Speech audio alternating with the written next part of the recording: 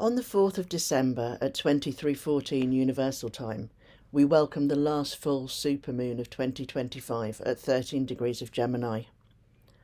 Now, when the moon rides this close to the Earth, her presence is undeniable, brighter, larger, and emotionally magnetic.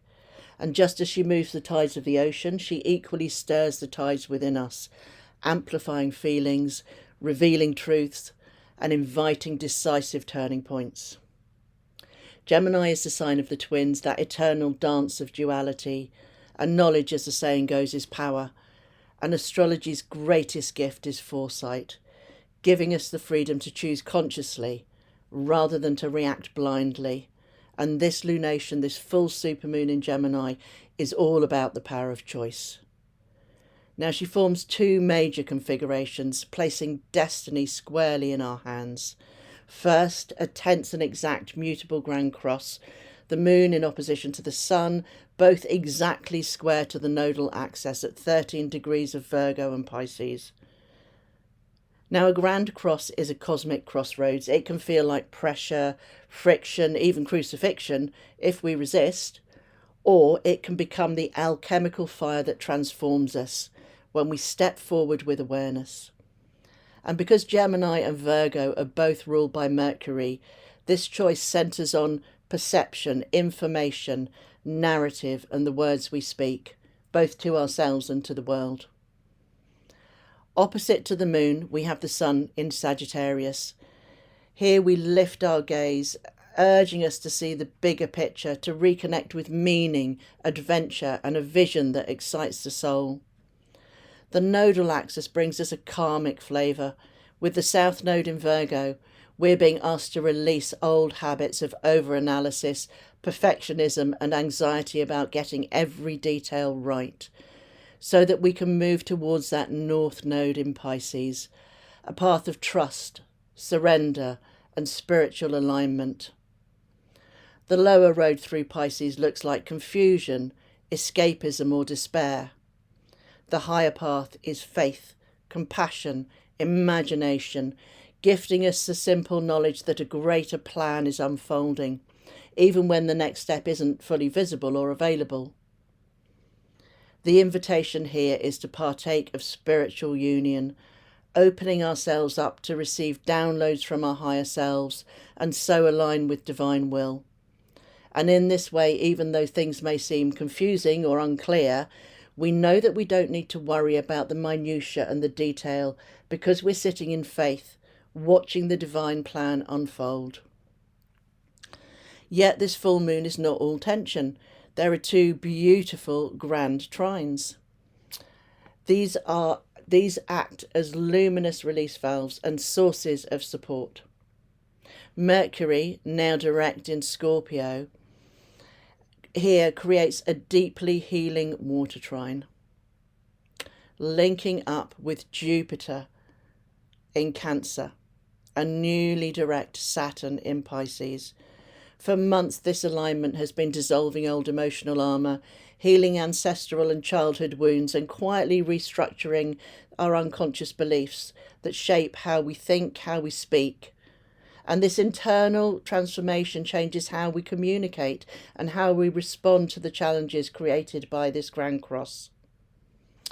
Even more inspiring, we have an airy grand trine connecting the moon with Pale Athena in Aquarius and the creator deity Makemake here in Libra. Now, Pale is the armed strategist born from Zeus's third eye. She embodies wise, fierce, feminine intelligence, the kind that sees patterns, devises elegant solutions, and fights for justice without losing heart. Pale brings our focus to injustices, both within our own lives as well as in the outer world, gifting us new strategies to resolve them.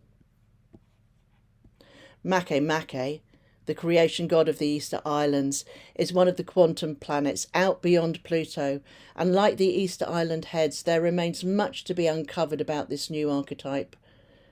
The Easter Islands are the remaining remnant of the continent of Mu, or Lemuria, carrying the memory of that earth-honouring instinctive consciousness, a form of collective magnetic knowing, the way a flock of starlings turns as one body in the sky.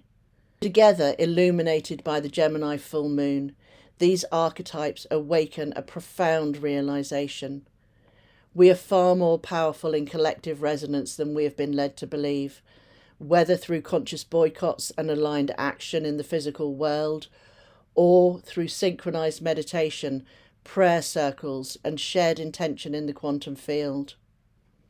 We are remembering the strength of the tribe, the herd, the murmuration. This is Aquarian medicine arriving early, the power of the unified minds and hearts to shape reality. So this supermoon offers a clear invitation. Release the need to micromanage every outcome. Let go of scattered thinking, self-criticism, and the fear that you must figure it all out alone.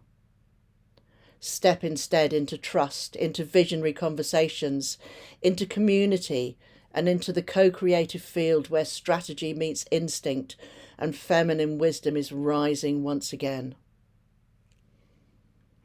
A simple ritual for the night of the 4th. Under the moonlight, write 2 lists. One contains everything you're ready to release: perfectionism, overthinking, isolation, and old stories of powerlessness. The second declares what you're now choosing: faith, clear communication, collective action, and devotion to a higher vision. Burn or bury the first list and keep the second where you can see it daily.